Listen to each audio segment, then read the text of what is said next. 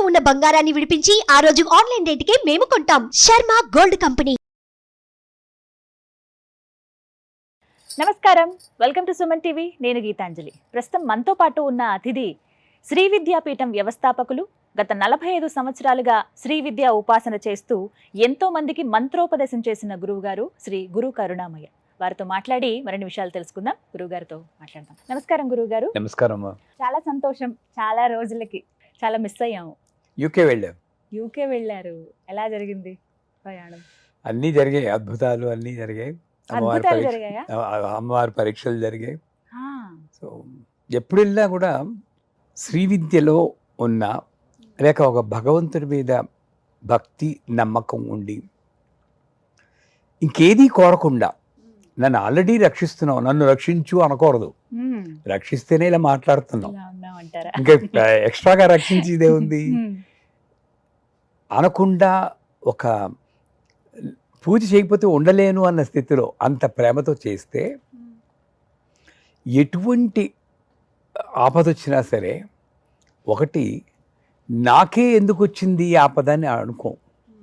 అందరూ అనుకుంటారు నేను లలితా సహస్రం 5 సార్లు చదువుతున్నాను, నాకే ఎందుకు ఈ కష్టాలు. అది పర్లేదు, పక్క ఆవిడకి ఏం లేదు, ఆవిడ ఏం చేసి అది సాటిస్ఫై మ్యాటర్ అంటే ఆవిడ బాగానే ఉన్నారు, నాకే ఎందుకు వచ్చింది అనుకుంటారు. ఎప్పుడు అనుకోకూడదు. కర్మలన్నీ పరిపక్వడం అనేది వచ్చింది. మరి 46 ఏళ్ళ బట్టి చేస్తున్నారు. ఏమైందంటే అక్కడికి వెళ్ళాక అది వెదర్ చేంజ్ అంటారు, ఏదేమంటారు, నా ముక్కులో ఒక రక్తనాళం బద్దలైపోయి కుళాయిలో కారినట్టు రక్తం కారడం. ఏదో షూలేసి ఇలా వేసుకోవడానికి వంగాను, తీరాస్తే కారిపోతుంది. మొక్క పట్టుకుని అంబులెన్స్కి ఫోన్ చేస్తే వాళ్ళు వచ్చి నేను పట్టుకోవడం బదులు వాళ్ళు పట్టుకున్నారు. అంతే 25 నిమిషాలండి. నిజంగా 71 ఏళ్ల వయసు వాడికి 25 నిమిషాలు అలా కారిపోతుంటే ఇవన్నీ మళ్ళీ లోపలికి వెళ్ళి గడ్డ కట్టుకుని బ్లడ్ క్లాట్స్ వామిట్ అయింది. అప్పుడు కూడా కర్మ ఇలా ఉంటుంది అనింది, కానీ వెళ్ళిపోతాను భయపడ్డం కానీ ఏమి లేదు. మా పీఠం వాళ్ళకి ఫోన్ చేసి చెప్పాను, అసలు మంత్రజపం చేయండి అని. మీ నంబర్ 7:30 గంటలు ఎమర్జెన్సీలో ఉన్నాక ఎలా వచ్చిందో అలా మాయమైపోయింది. డాక్టర్లు ఒక స్టెథోస్కోప్ కూడా నా మీద పెట్టలేదు, ఒక మాత్ర ఇవ్వలేదు. అంటే ఏంటి, నిజంగా విచిత్రం. నాకు 20 నిమిషాలు రక్తం కారిపోయిందంటే ఎంత దీనా పడిపోవాలి. మాయమైపోయింది. ఎందుకు వచ్చిందని అంటే, ఎందుకో వచ్చింది, అది తగ్గిపోయింది కదా, మీరు వెళ్ళిపోండి అన్నాడు. అంతే. చెప్పొచ్చేది ఏంటంటే, ఇలాగ అనేక అనుభవాలు. అమ్మవారు అనుభవం ఇవ్వాలంటే ప్రత్యక్షమై భక్త ఏమి నీ కోరిక అని అక్కర్లేదంటారు మీరు అప్పుడు. అవును, చిన్న చిన్న విషయాలే. ఇవాళ అమ్మవారి పూజ చేస్తున్నాను, మీరు అడిగారు కనుక అమ్మవారు నాకు కనబడాలి అంటే ఎలా కనబడుతుంది? ఎప్పుడూ ఉంది. నా దృష్టి ఎక్కడో ఉండడం చేత పూజ మీద ఉండకుండా ఎంతసేపు అవుతుంది అనుకోవడం, ఏం కోరుకోవడం, ఇలా చాలా రకాలుగా డిస్ట్రాక్ట్ అవుతుండడం చేత పక్కనే కనబడుతున్న అమ్మవారిని మనం గుర్తించలేం.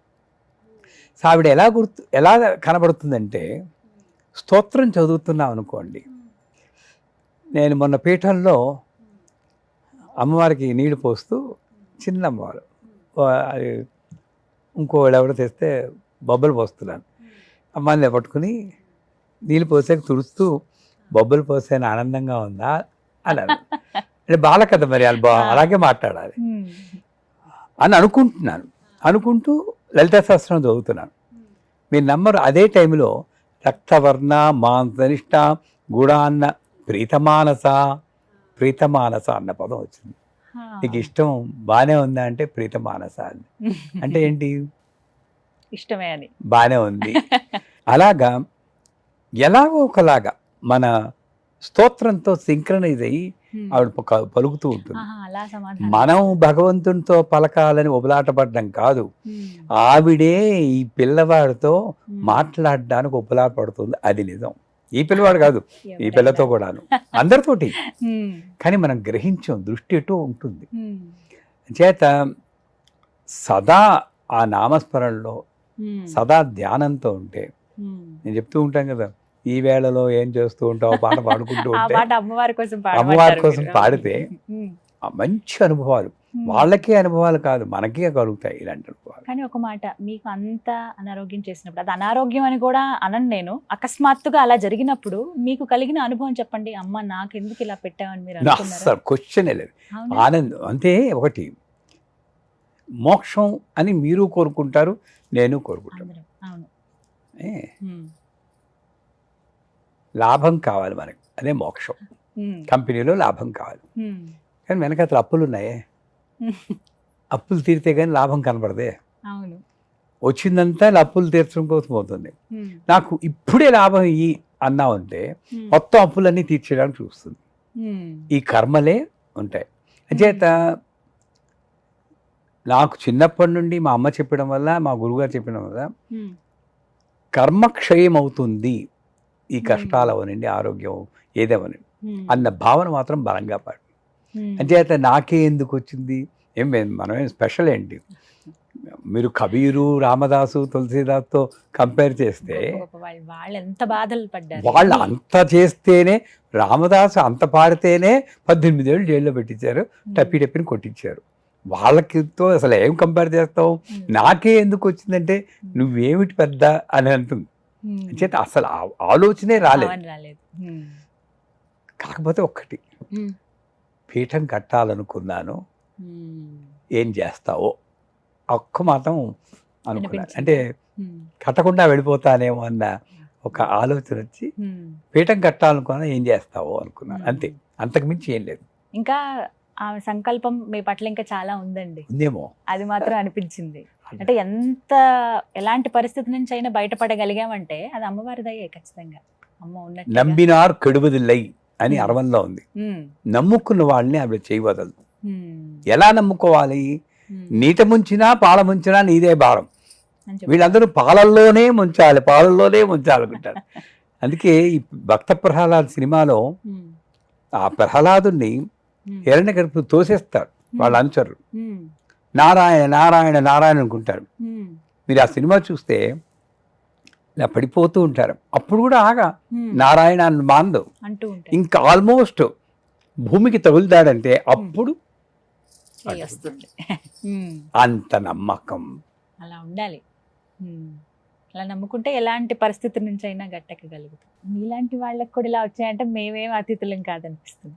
ఇందాక చెప్పారు కదా, మీలాంటి వాళ్ళు మాలాంటి వాళ్ళు.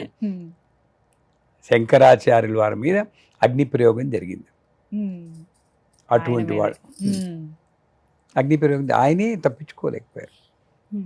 అంటే ఎలాంటి, ఇప్పుడు మీరు అన్నారు నీట ముంచినా పాల ముంచినా నీదే దయ, ఎలాంటి పరిస్థితుల్లోనైనా అమ్మ చెయ్యి వదలకుండా ఉంటే ఆమె ఇంకా గట్టిగా మనల్ని పట్టుకుంటుంది. నువ్వు ఏది ఇచ్చినా నాకు అనుగ్రహమే, నీకు ఆగ్రహం లేదు. వీళ్ళు అంటూ ఉంటారు అమ్మవారి కోపం వస్తుంది, సరిగ్గా చదవకపోతే ఆవిడ కోపం వచ్చి చెప్పించేస్తుంది, కష్టాలు వస్తాయని.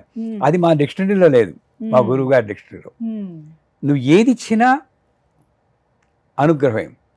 ఇప్పుడు గుడికి వెళ్తుంటే కాలు విరిగింది అనుకోండి, అమ్మయ్యా నడుము విరగలేదు, నయం కాలుతో పోయింది అనుకోవాలి. నిజంగా అలా అనుకోవాలి. కానీ గుడికి వెళ్తున్నా కాలు విరగడం ఏంటి? ఆ గుడికి వెళ్ళినప్పుడే అయ్యింది అని ఆయన విలన్ చేస్తారు.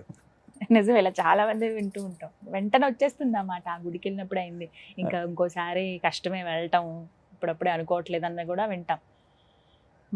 మన పైన వేసుకోవాలి భారమే. కానీ మీరు వచ్చినప్పుడల్లా నాకు ఏదో ఒక అనుభవం అండి, అమ్మవారు ఇలా చెప్పిస్తుందేమో అనిపిస్తుంది. అంటే కష్టం ఏదన్నా వస్తే అది నాకే కాదు అందరికీ కష్టాలు ఉన్నాయి, కానీ భరించగలగాలి. భరించేటప్పుడు నేను సంతోషం. పురాణాలు చదువుతాం కదండి, రాములు వారిని, కృష్ణుణ్ణి, వాళ్ళందరినీ, ఈ చోకామేళ వీళ్ళందరిది ఒకసారి మననం చేసుకుంటాను.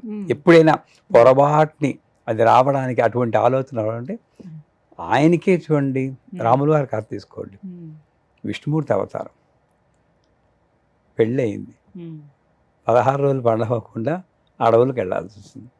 పోనీ అక్కడైనా పోనీ వెకేషన్కి వెళ్ళినట్టు ఉన్నారా అంటే రావణాసురుడు ఎత్తిపోతాడు. దానికోసం నానా ఇది పడి ఆవిడని పోరాడి, అఫ్కోర్స్ మనం కలోక్యులుగా చెప్పుకుంటున్నాం కానీ విష్ణుమూర్తి మీద గౌరవం లేక కాదు, అని మహానుభావుడు. మన కోసం నాటకాలు ఆడారు వాళ్ళు, మన కోసం ఆ కథ జరిగింది తెలుసుకోవడానికి. అంటే ఏమిటి? మానవ రూపంలో నువ్వు ఉన్నప్పుడు ఎటువంటి వాడైనా కర్మను అనుభవించాలి. అనుభవించాల్సిందే. సో ఆమె వెనక్కి తీసుకొచ్చారు. ఎవరో ఏదో అన్నారని చెప్పేసి ప్రెగ్నెంట్ అయిన ఈవిని పంపించేసారు. అడవులకు ఆ పంపిస్తారు. పిల్లలు పుట్టడం చూడలేదు, పిల్లలు పెరగడం చూడలేదు, ఏమీ చూడలేదు. పోని చివరిలో వాళ్ళు నాన్నగారిని గుర్తుపెట్టి కలుస్తారు. అప్పుడు భూదేవి ఎత్తుకు పడిపోయింది. మరి ఇక్కడ ఈ స్టోరీలో ఎక్కడైనా అనేది కనిపించలేదు. ఆయనకే ఇలాంటివి నేను కనిపెడుతున్నప్పుడు నేనెందుకు అనుకోవాలి, నాకే ఎందుకు వచ్చేయని. నిజమే. ఇది ఒకటి, ఈ సూత్రం ప్రతి ఒక్కళ్ళు తెలుసుకోవాలి జీవితంలో, వాళ్ళకి వాళ్ళు అన్వయించుకోవాలి ఎవరైనా సరే. కానీ ఏది జరిగినా కర్మక్షయం అవుతుంది అంతే. అంటే కర్మ నుంచి ఎవరు తప్పించుకోలేరు, అది మాత్రం మీ ద్వారా 100%. ఇంకొకసారి రుజువైంది అది ఎవరైనా. కానీ మీ అనుభవం అనేది నిజంగా చాలా మందికి ఒక కనువిప్పు లాంటిది. అమ్మని ఎప్పుడు చెయ్యి విడవద్దు అనేది మరొకసారి మీ మాటల ద్వారా తెలుసుకుంటాం.